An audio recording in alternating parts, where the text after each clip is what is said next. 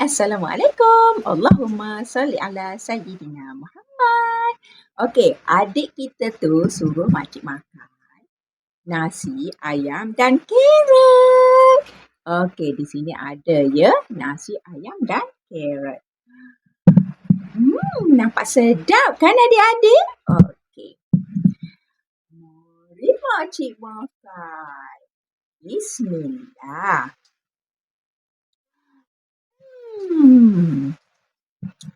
Makcik makan ayam goreng.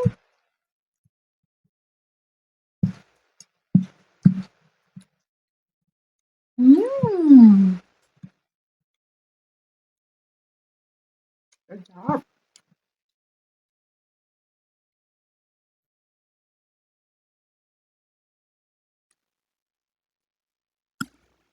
Makcik makan carrot.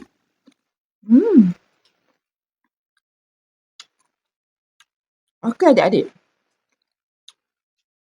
Sebenarnya, komen adik kita tu tahun 2022 tau adik-adik. Dia kata, bolehlah cikgu bonda.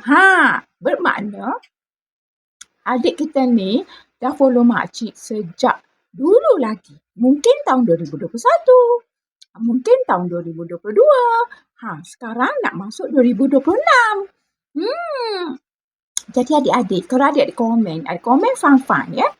Lepas tu, makcik akan balas yang bersesuaian dan makcik nak makan dan barang ada dekat rumah makcik. Okey. Lepas tu lagi satu, dia cakap, bolehlah cikgu bonda. Sebab pada tahun 2022 tu, makcik, orang panggil makcik cikgu bonda sebab makcik mengajar menjahit. Okey adik-adik?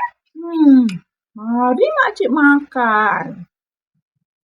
Makcik makan ayam lagi dan makcik makan carrot cicah Thousand Island. Sedap.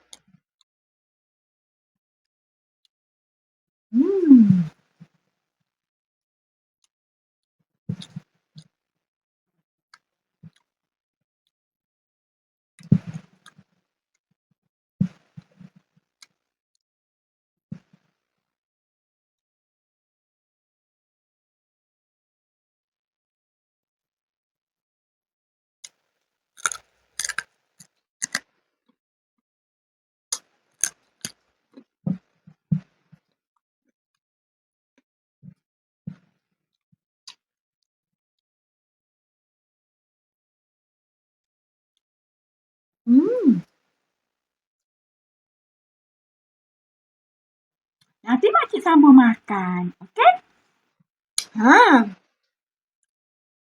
Okey, nak makan ke apa lagi? Sila komen. Terima kasih.